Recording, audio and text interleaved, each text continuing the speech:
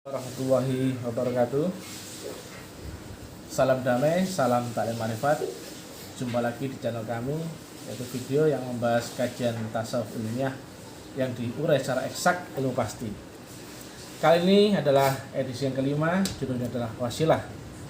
Kenapa kita bahas wasilah? Karena ini adalah faktor penting di mana kita di akhir zaman banyak orang yang tidak memakai ini, bahkan melupakan ini, bahkan ini dianggap mitos atau tidak benar-benar ada. Banyak orang beranggapan, ngapain bertuhan kok beragama kok pakai wasilah? Kita kan mesti bisa langsung, dia kan dekat, dia kan mudah, ngapain dipersulit? Ngapain cari yang susah kalau Tuhan itu menurut sangka hambanya? Nah, ini dia. Kalau orang tahu ceritanya tapi nggak bisa membuktikan, hanya mentok di kebenaran versinya sendiri. Kalau diilmiahkan nggak bisa berkutik. Nah, coba kita urai. Jika Allah ada di gelombang mutlak dan kita ada di gelombang relatif, maka pasti ada adaptasi di sini.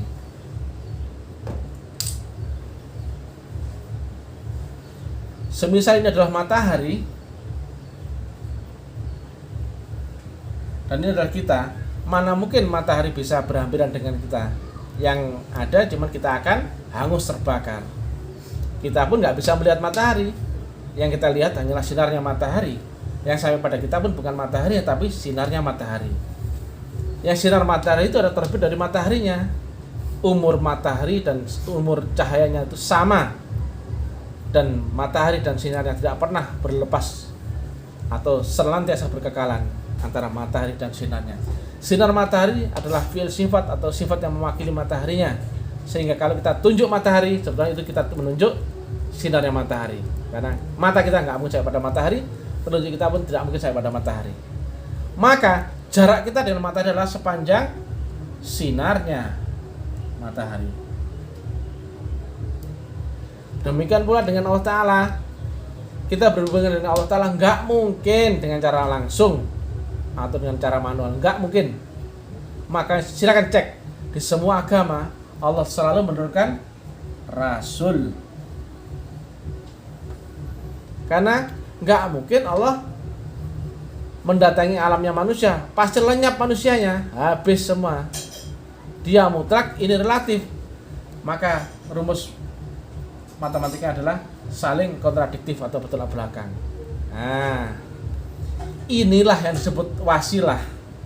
Adanya tali penghantar, tali penghubung antara Allah yang maha tinggi, maha mutlak, maha metafisik, maha gaib, maha tak terhingga, sedangkan kita di alam yang relatif terbatas antara 0 sampai 100% kesadaran.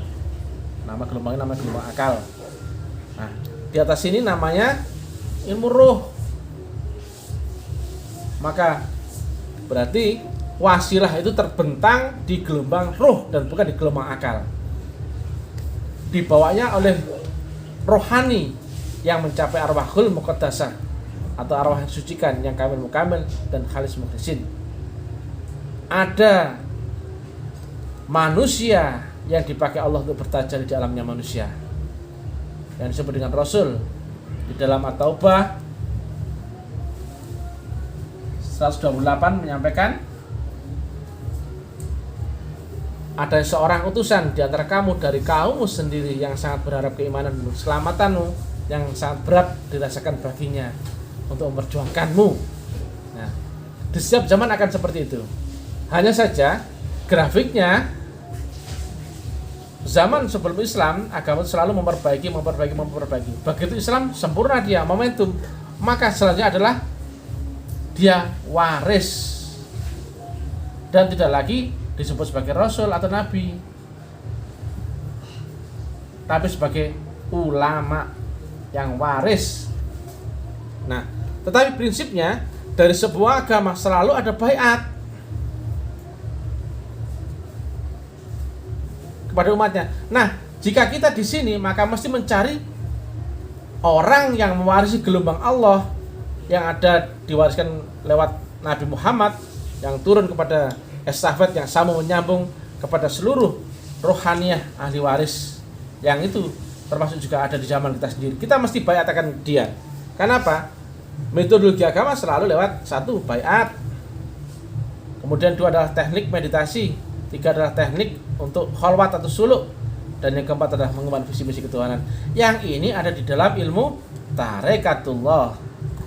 Maka berarti yang mewarisi gelombang Rasul di akhir zaman ini atau di zaman kita sendiri yang terpaut 1500 tahun yang lalu dengan Nabi Muhammad ada pada al-ulama yang mewarisi dada Rasulullah, yang ada di baliknya ilmu tarekatullah.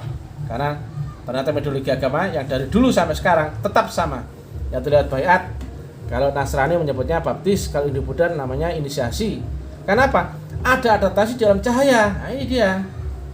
Kalau Hindu menyebutnya Atman, kalau Buddha menyebutnya Buddha, kalau Nasrani menyebutnya Roh Kudus, kalau Islam menyebutnya Rasulullah atau Nur Muhammad, atau di akhir zaman disebut dengan Al-Mursyid.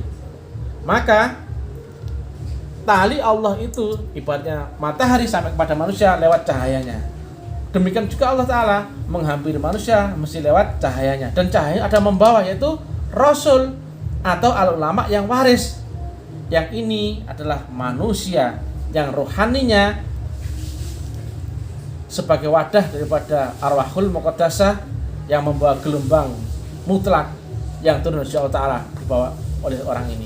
Maka jika dia dan dia ini ada sambungan, satu ujungnya ada padaku, satu ujungnya ada pada kekasihku, yang situ talinya ibarat kabel ada strumnya, maka kita nggak sulit lagi ke sini karena jalan tak terhingga. Maka nggak mungkin kita menuju yang tak terhingga dengan cara manual. Jika strumnya ada yang di sini, kenapa harus jauh-jauh ke sini? Kalau misalkan untuk menyalakan kipas angin, menyalakan lampu, maka untuk sholat, zikir, doa atau beribadah sambungan saja dengan gelombang yang di sini. Karena di sini gelombangnya tersambung dengan gelombang Allah Ta'ala. Itulah disebut dengan teknologi, atau bahasa Arabnya adalah thoriqah, yaitu metodologi, sama persis dengan teknik sambung menyambung yang ada pada pemakaian HP atau handphone. Yang penting kita mesti tahu caranya, tahu gelombangnya dulu, itu pasti. Barulah kemudian kita dibaiat, yaitu untuk penanaman nur iman dan nur kitab, yang ini adalah limit baterai tak terhingga. Karena kita akan menuju Allah yang maha, caranya adalah tak terhingga. Nah, kemudian kita mesti ketemu ini saluran gelombangnya, yaitu ada pada Allah dan nurnya ada di baliknya ini. Tapi ini bukan Allah, laisa kamitslihi syai'un, ya. Tapi Allah dan nurnya ada di baliknya orang ini. Pelan-pelan ya. Jika orang ini ada di limit akal antara 0 sampai 100 yang kita tangkap, ya, dia adalah manusia yang berakal dan berjasmani, maka rohani adalah di sini dia sampai ke atas. Maka orang ini yang disebut dengan guru rohani, artinya guru yang ada di alam kerohanian yang turun di sisi Allah Ta'ala. Maka untuk menuju Allah yang maha rohani, kita mesti berserta dengan guru rohani. Nah, itulah disebut dengan sang pembawa silah atau sang pembawa channel, yang di situ jika kita tersambung dengan gelombang yang sama antara sini dan sini, maka otomatis detik yang sama pasti akan ketemu dengan ujung yang sama, itu Allah Ta'ala yang maha mutlak. Mudah-mudahan manfaat. Mudah-mudahan ada gambaran terang tentang metodologi agama. Salam damai, salam persaudaraan, salam takrim marifat. Ilahi anta maksudi wa anta kamal lebih. Assalamualaikum warahmatullahi wabarakatuh.